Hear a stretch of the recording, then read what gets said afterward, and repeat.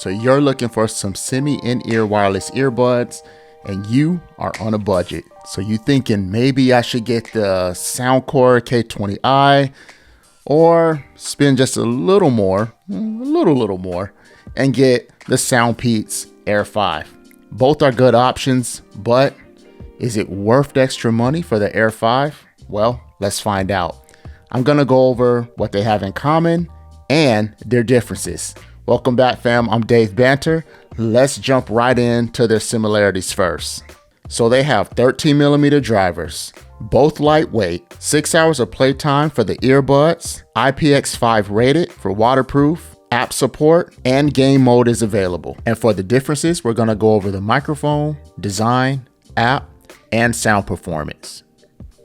If you're enjoying this content, fam, go ahead and smash the like button and subscribe to the channel. All right, fam, so this is the Soundcore K20i, and this is what the microphone quality should sound like if you're using this to obviously make a phone call, Teams, Zoom, whatever you're using.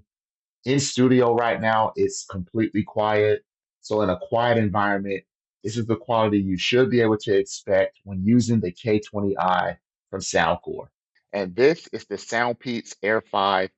This is the call quality you can expect when using the Air5 in a very quiet environment. So right now in studio, it's completely quiet and there is no ANC turned on with the Air5. So if you're using this in a phone call, Zoom, Teams, this is the call quality you can expect from the SOUNDPEATS Air5. So here's some simulated sound in studio, and this is what it would sound like if you're using the Soundcore K20i in an environment with some horns and traffic, all that kind of stuff. So I'm going to be quiet for a minute.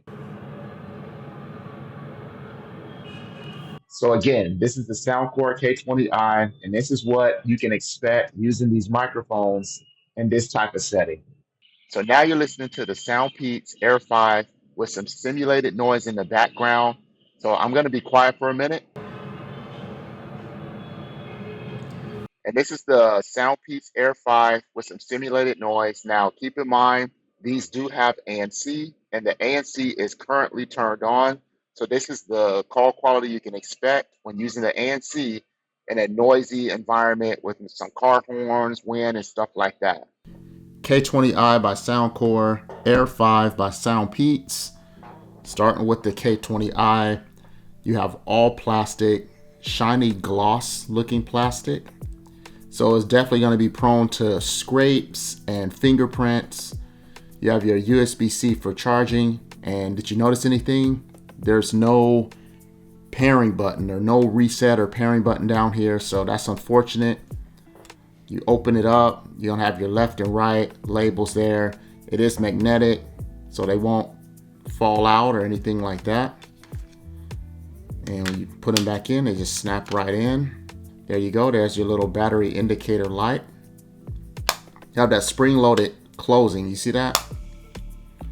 Just like that. And that's all there is to it. It's very, very simple. Now with the Air5, right off the bat, you do get that pairing button / reset button. USB-C for charging. It is a matte finish. You're gonna have your little LED there for your battery indicator. Once again, they are magnetic. So you're definitely getting a better build with this matte finish case here. Definitely a better build quality. The Air5 earbuds, they're 5.4 Bluetooth, 3 mics per earbud, and they also feature multi-point connectivity.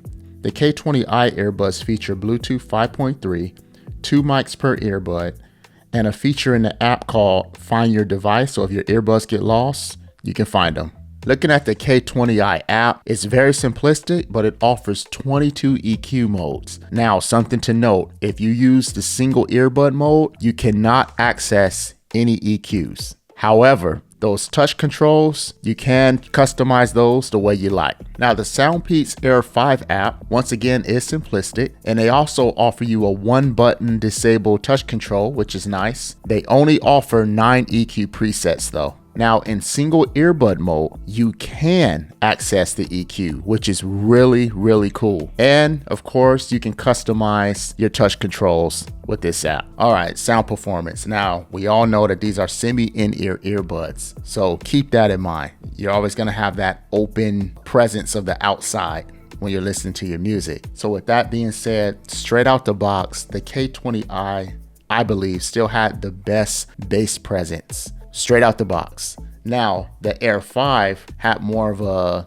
better sound stage and the highs were just a tad bit better. All this means is with some EQ, you can make the K20i or the Air5 sound really good. If you're going to EQ the K20i, most people will call it the treble, but take the highs and that's where you need to do most of your adjusting there. For the Air5, probably on the lower end, you may want to make some adjustments with the bass. And this way, it's gonna sound good. I can almost guarantee it's gonna sound good after you make some adjustments with the EQ. So sound performance, you could go either way. Just be ready to do some custom EQ to make it sound its best.